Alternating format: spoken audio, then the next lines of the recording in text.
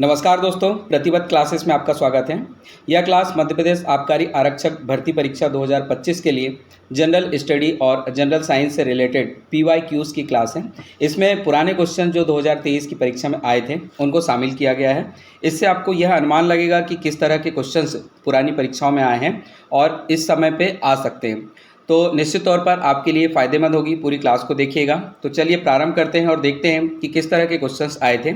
इसमें 21 फरवरी 2023 को हुए जो शिफ्ट सेकेंड है उसके क्वेश्चंस लिए गए हैं। तो चलिए आरंभ करते हैं। पहला क्वेश्चन है, अनफिनिश्ड पुस्तक किसने लिखी है?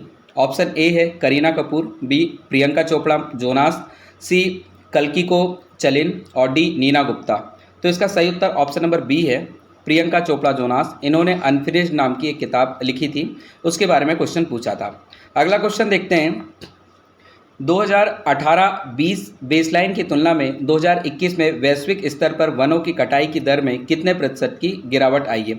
यहाँ बेसलाइन दे रखा है 2018-20 और 2018-20 की बेसलाइन के आधार पर उत्तर देना है। ऑप्शन ए है 5.2%, बी है 5.5%, सी 6.3% और डी है 7.3%। इसका सही उत्तर ऑप्शन नंबर सी है।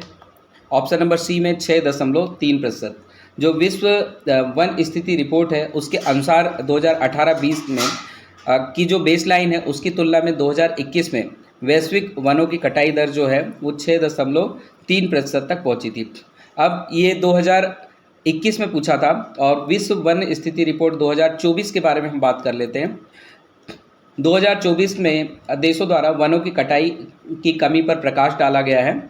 इंडोनेशिया में 2021 से 2022 तक वनों की कटाई में 8.4% की कमी आई है। मतलब इस रिपोर्ट में इंडोनेशिया के बारे में विशेष रूप से जिक्र किया है, इंडोनेशिया। और इसमें इंडोनेशिया में 2021 में इंडोनेशिया में 2021 में से 2022 तक वनों की कटाई में 8.4% की कमी आई है। इसके अलावा ब्राज़ील में जो अमेजन जंगल है, ब्राज़ील के अमेजन जंगल की इसमें बात बताई गई है। ब्राज़ील के अमेजन जंगल में 2023 में वनों की कटाई में 50% की कमी आई है। इसका स्पष्ट रूप से 2024 की रिपोर्ट में उल्लेख किया गया है। साथ ही वन क्षेत्र में कुछ क्षेत्रों में वृद्धि भी हुई है। कुछ देशों का नाम बताया है। टॉप 4 अगर देश की बात करें तो चीन में 19.37 लाख हेक्टेयर, ऑस्ट्रेलिया में 4.46 लाख हेक्टेयर और भारत का आप याद रखें, भारत के वनों में 2.66 लाख हेक्टेयर वनों की वृद्धि हुई है। तो 2024 की रिपोर्ट भी आप विशेष रूप से याद रखें, हो सकता है इस बार के एग्जाम में पूछ ले। अगला क्वेश्चन है, बुकर पुरस्कार 2022 के विजेता का नाम क्या है? आपको ऑप्शन दिया है, ए सेहन करुणातिलका, बी मुमताज खान, सी मीना कंदासामी और डी सुएला ब्रेवरमैन। इसका सही उत्तर ऑप्शन नंबर ए है, सेहना करुणातिलका। तो बुकर पुरस्कार 2022 के विषय में अगर बात करें तो सेहन करुणातिलका को मिला था, श्रीलंका से के रहने वाले हैं। 2024 का आप विशेष रूप से याद रखें, 2024 का जो बुकर पुरस्कार है वो दिया गया है सामंथा हार्वे को। इनका नाम याद रखें, सामंथा हार्वे। और सामंथा हार्वे को ये जो पुरस्कार है, इनकी किताब थी जिसका नाम है आर्बिटल के लिए 2024 का बुकर पुरस्कार सामंथा हार्वे को दिया गया है। साथ ही अगर बुकर पुरस्कार के विषय में बात करें तो 1969 में इसकी स्थापना हुई थी और बुकर मैक्लोनेल लिमिटेड द्वारा इसको स्थापित किया गया था। यह एक प्रतिष्ठित साहित्यिक पुरस्कार है जो हर साल अंग्रेजी में लिखे गए और यूनाइटेड किंगडम या फिर आयरलैंड में प्रकाशित सर्वश्रेष्ठ उपन्यास को ये पुरस्कार दिया जाता है।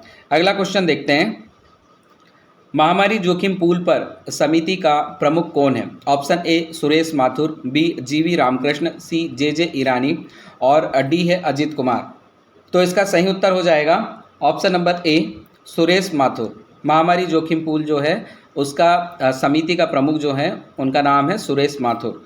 अगला क्वेश्चन देखेंगे, किस समिति ने कोविड-19 संबंधित तनाव के लिए संकल्प रूपरेखा के लिए वित्तीय मानकों को विकसित और प्रस्तावित किया है, जो संकल्प रणनीतियों पर केंद्रित है? आपको उसका नाम बताना है। समिति का नाम है, ए है केवी कामत समिति, बी है निरंजन भट्ट समिति, सी डॉक्टर सुखबीर सिंह संधू समिति और डी है प्रवीण कुमटे समिति।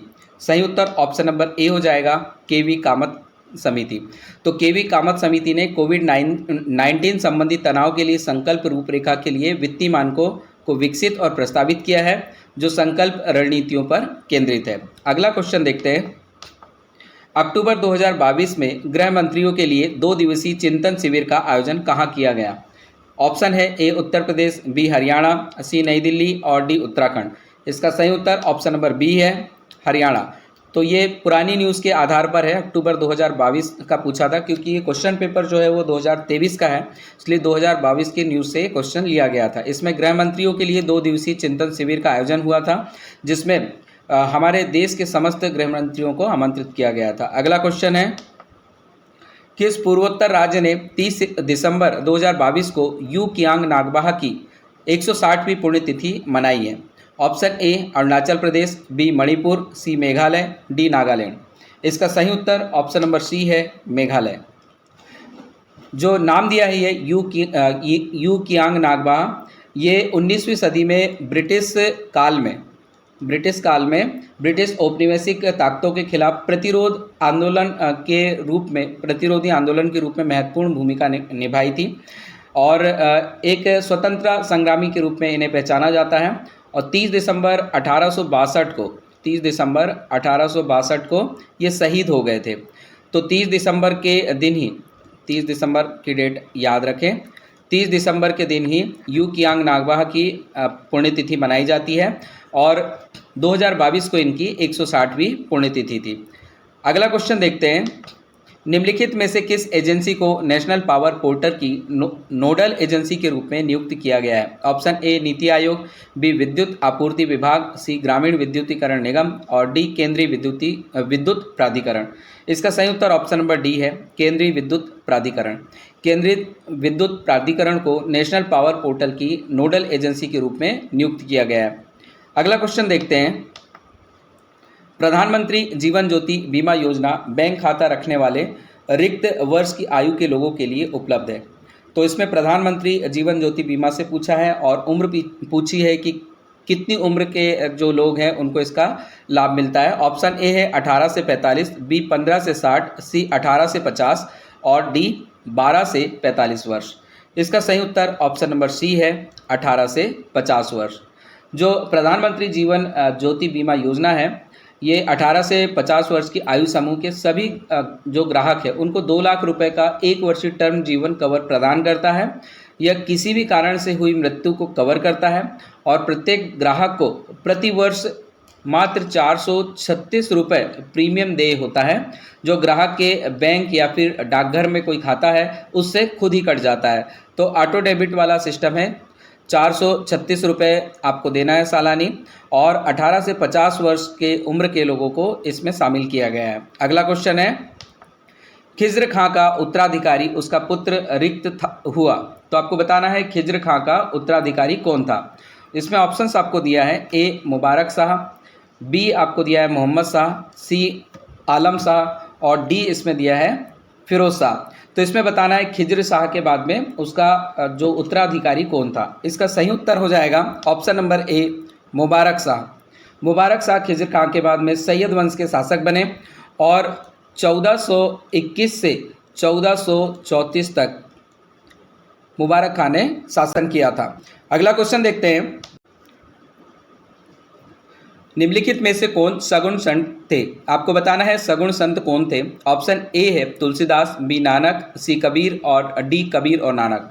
यहाँ पहले सगुण संत का मतलब हम समझ लेते हैं। सगुण संत का अर्थ है जो ईश्वर के जो रूप रंग या फिर लीलाओं को देखकर या उनकी शक्तियों को देखकर उनको पूजते हैं, ऐसे संत को सगुण संत बोलते हैं। जैसे कि राम को पूजना, कृष्ण को पूजना, शिव या दुर्गा जी को पूजना, इस तरह के संत जो होते हैं सगुण संत होते हैं। तो बताना है इनमें से सगुण संत कौन से थे।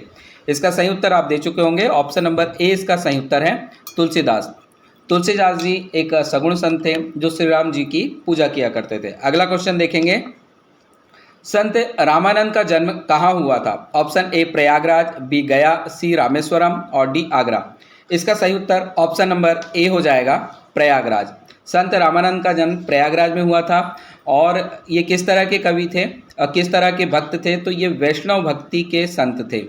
तो ये भी आप याद रखेंगे, अगर ये पूछता है तो आपको ये पता होना चाहिए कि ये वैष्णव भक्ति के कवि संत थे। और मूल रूप से ये शिष्य थे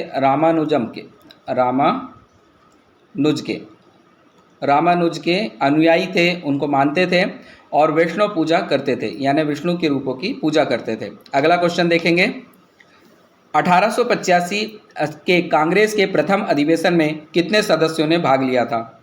ऑप्शन ए है 35, बी है 72, सी 434 और डी है 607। इसका सही उत्तर ऑप्शन नंबर बी होगा, 72 सदस्यों ने भाग लिया था। और ये हुआ था 28 दिसंबर 1885 को।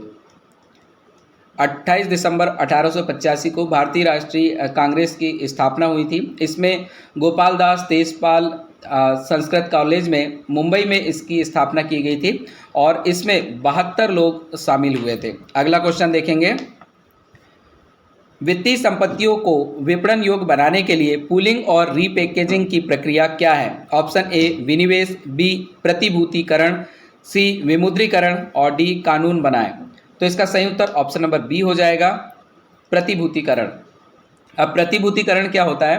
प्रतिभूतिकरण में समान वित्तीय संपत्तियों को एक पूल में इकट्ठा किया जाता है, फिर उन संपत्तियों से नकदी प्रवाह के आधार पर नई प्रतिभूतियां बनाई जाती हैं और उन्हें निवेशकों को बेचा जाता है।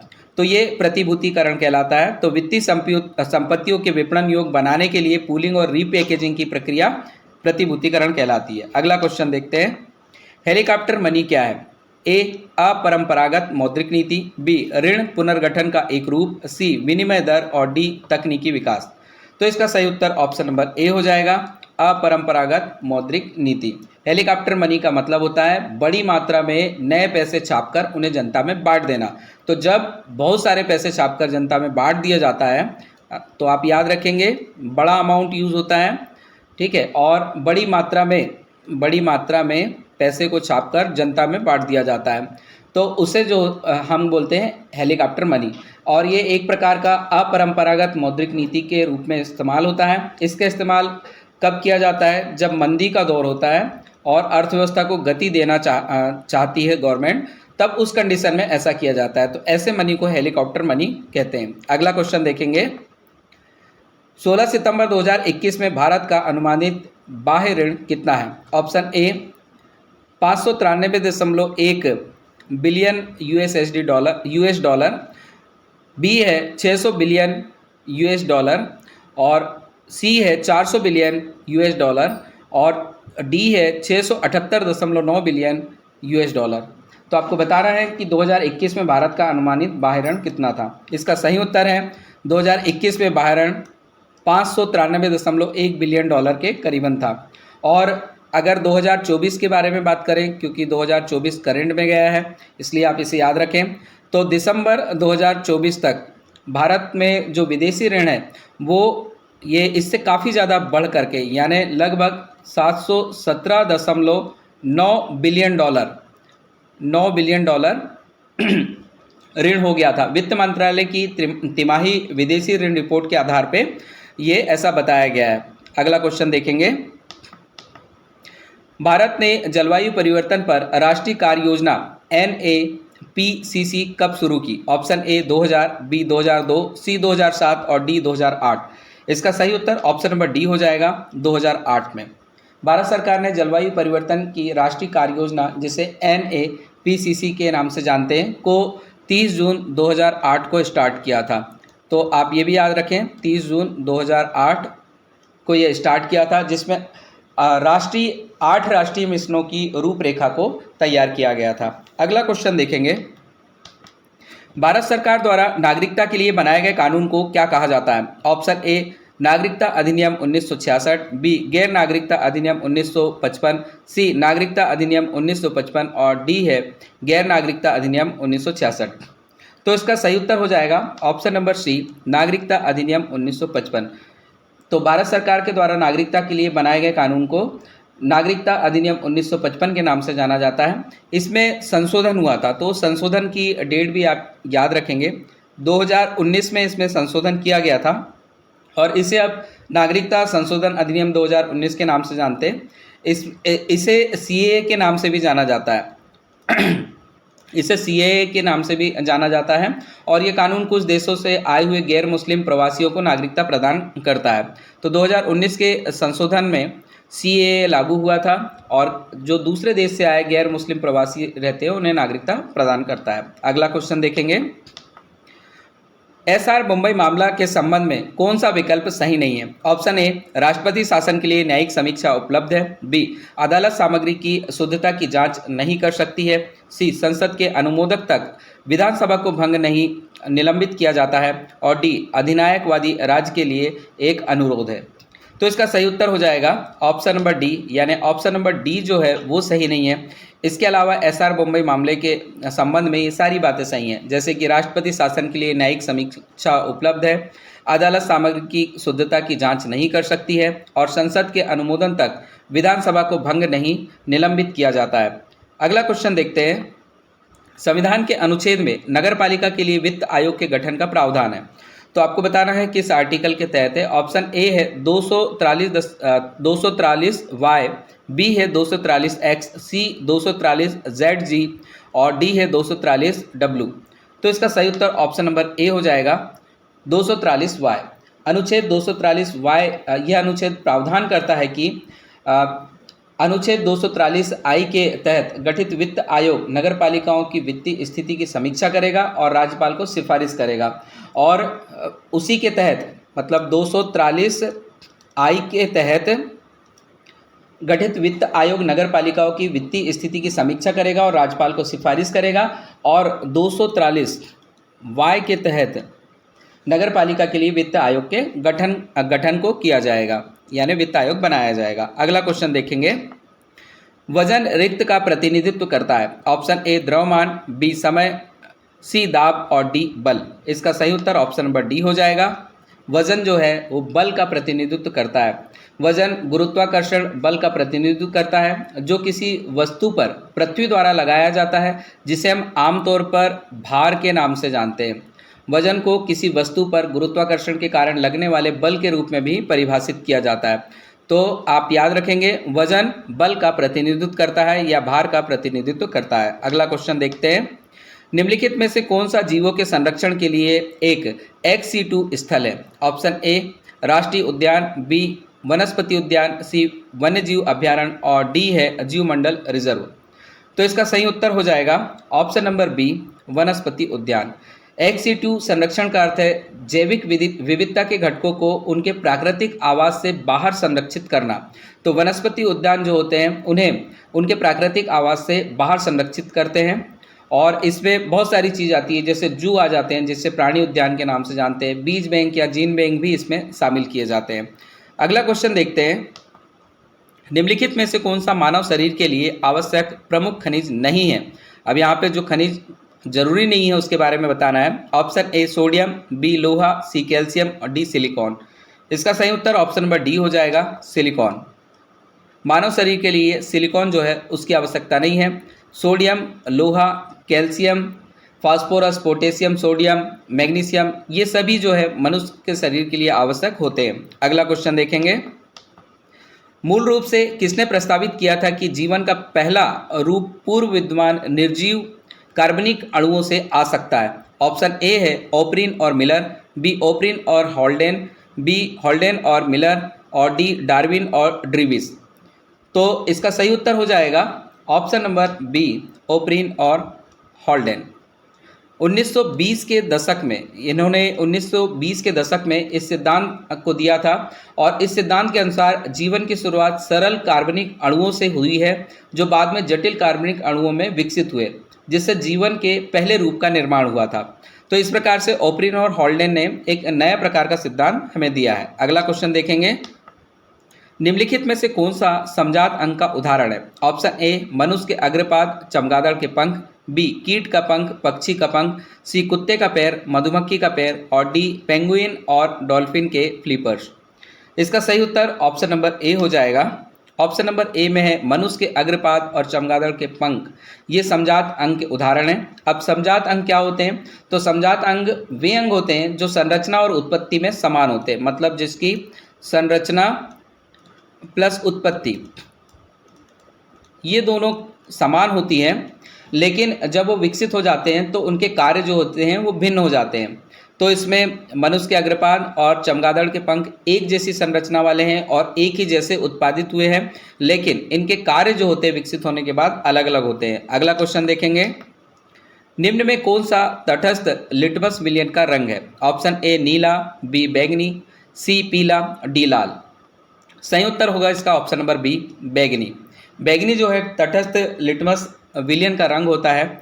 अगर अम्लीय विलियन में लिटमस को हम लिटमस पेपर को यूज़ करते हैं तो लिटमस पेपर को वो लाल कर देता है, नीले से लाल कर देता है। तो लाल कर देता है कब? अम्ल में। अम्ल में नीले से लाल कर देता है, नीले से लाल कर देता है। इसी प्रकार क्षार की अगर बात करें तो क्षार में जो होता है लाल से नीला हो जाता है, लाल से नीला हो जाता है लिटमस पेपर। और जो तटस्थ लिटमस की अगर बात करें तो जो तटस्थ लिटमस होता है वो बैंगनी रंग प्रोवाइड करता है, बैंगनी रंग प्रोवाइड करता है। तो ये आप याद रखेंगे। अगला क्वेश्चन है, निम्नलिखित में से कौन सी विधि पीएच मान का सही निर्धारण करने के लिए उपयुक्त है? Option A pH meter, B pH paper, C litmus विलियन और डी यूनिवर्सल इंडिकेटर। इसका सही उत्तर ऑप्शन नंबर ए होगा पीएच मीटर। पीएच मीटर सबसे उपयुक्त विधि है जो हाइड्रोजन आयन यानी एच आयन, हाइड्रोजन आयन की गतिविधियों को मापकर काम करता है। अब पीएच स्केल को मापने के लिए आपने देखा 0 से लेकर 14 तक स्केल होता है, मिडिल में 7 होता है। ये उदासीन अवस्था के लिए है। अगर हम 0 की तरफ बढ़ते हैं तो हाइड्रोजन आयन जो होते हैं उनकी संख्या बढ़ते जाती है, और जब हम 7 से 14 की तरफ बढ़ते हैं तो हाइड्रोजन आयन की जो संख्या होती है वो कम होते जाती है, वो कम होते जाती है।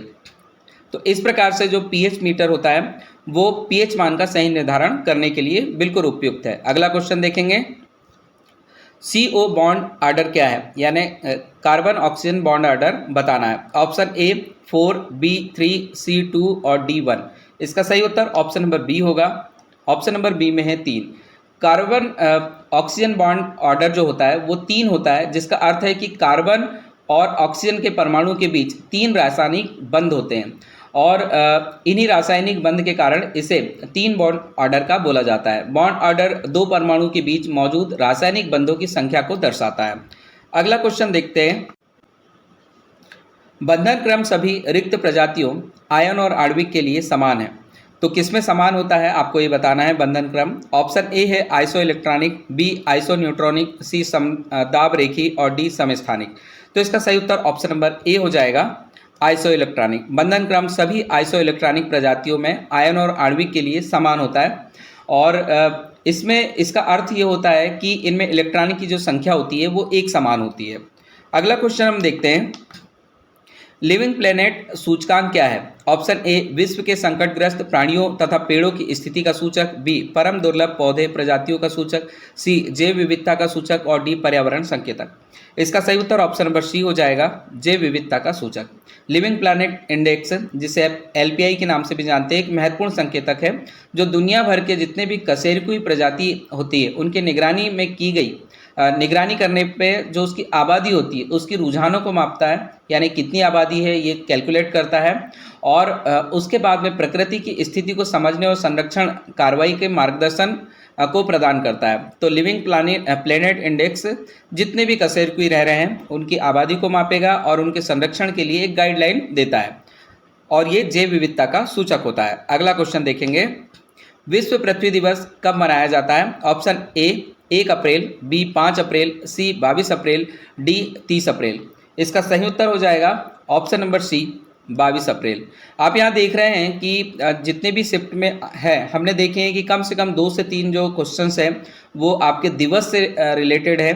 तो दिवस से रिलेटेड क्लास आपको बहुत जल्दी दे दी जाएगी, आप उसके सारे दिवस अच्छे से पढ़ लेंगे मंथ वाइज, और वो याद कर लेंगे जो राष्ट्रीय और अंतर्राष्ट्रीय दिवस है उससे रिलेटेड क्वेश्चंस पिछले बार के एग्जाम में पूछे गए थे। अभी तक जितनी भी क्लास डाली है सभी में कम से कम 2 से 3 दिवस पूछे गए हैं। तो ये पृथ्वी दिवस के बारे में पूछा है। पृथ्वी दिवस 22 अप्रैल को मनाया जाता है। ये एक वार्षिक आयोजन होता है जिसे 22 अप्रैल को दुनिया भर में मनाया जाता है और इसे पर्यावरण संरक्षण के लिए आयोजित किया जाता है। इसकी स्थापना की बात करें तो 1970 में पृथ्वी दिवस की स्थापना हुई थी और अमेरिका के एक सीनेटर थे जिनका नाम था जेरोल्ड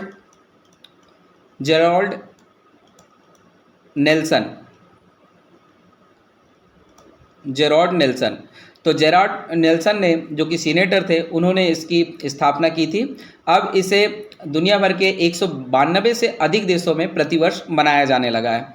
अगला क्वेश्चन देखते हैं, महोगनी रोजवुड किस बायोम के वृक्ष है? ऑप्शन ए उष्णकटिबंधीय वर्षा वन बायोम, बी भूमध्य सागरी, सी मानसूनी बायोम और डी टेगा बायोम।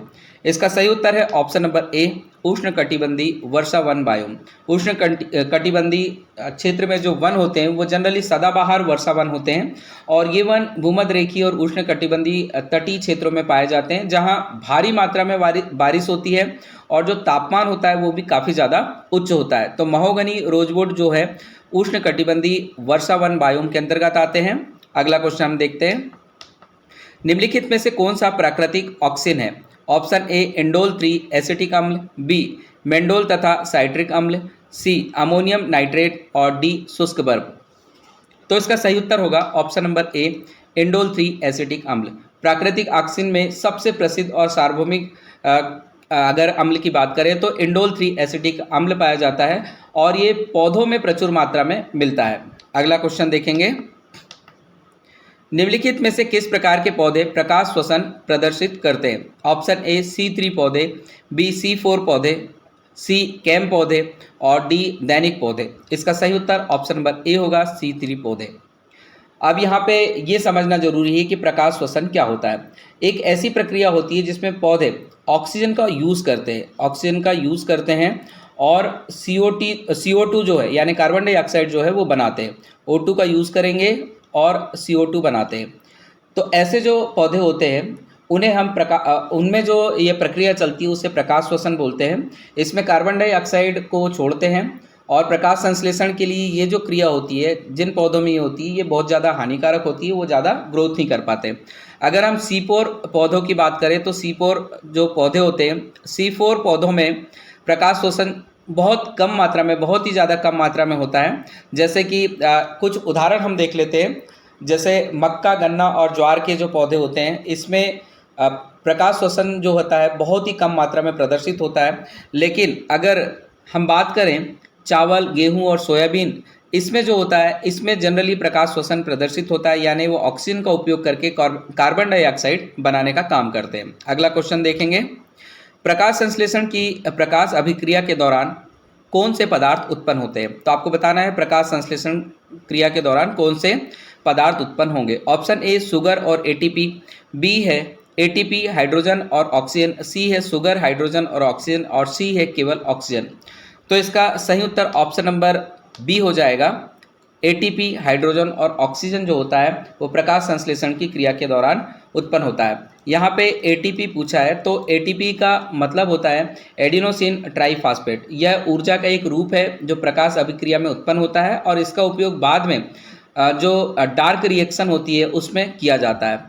इसके अलावा इसमें बोला है हाइड्रोजन और ऑक्सीजन भी निकलता है। तो बिल्कुल यह जल के अणुओं के टूटने से मुक्त होते हैं और प्रकाश अभिक्रिया के दौरान एक उप उत्पाद के रूप में ये पाए जाते हैं। तो ATP, हाइड्रोजन और ऑक्सीजन ये तीनों ही प्रकाश संश्लेषण की प्रकाश अभिक्रिया के दौरान उत्पन्न किए जाते हैं। अगला क्वेश्चन देखते हैं। तो दोस्तों ये हमारा आज का अंतिम अभ्यास प्रश्न था। इस तरह के अभ्यास प्रश्नों के लिए आप हमारे साथ लगातार जुड़े रहें। इसमें सभी पुराने प्रश्न जो हैं शिफ्ट वाइज हम शामिल कर रहे हैं ताकि आपको ये पता चले कि किस तरह के क्वेश्चंस पूछे जा रहे थे और किस तरह के क्वेश्चंस अभी पूछे जा सकते हैं। आप एक तुलनात्मक अध्ययन के साथ में पढ़ाई करेंगे तो ये आपके लिए काफ़ी ज़्यादा फायदेमंद होगा। आप हमारे YouTube चैनल पर लगातार बने रहें और भी अगर किसी विषय में आपको अगर कोई वीडियो चाहिए तो आप हमें कमेंट ज़रूर करें। धन्यवाद। जय हिंद।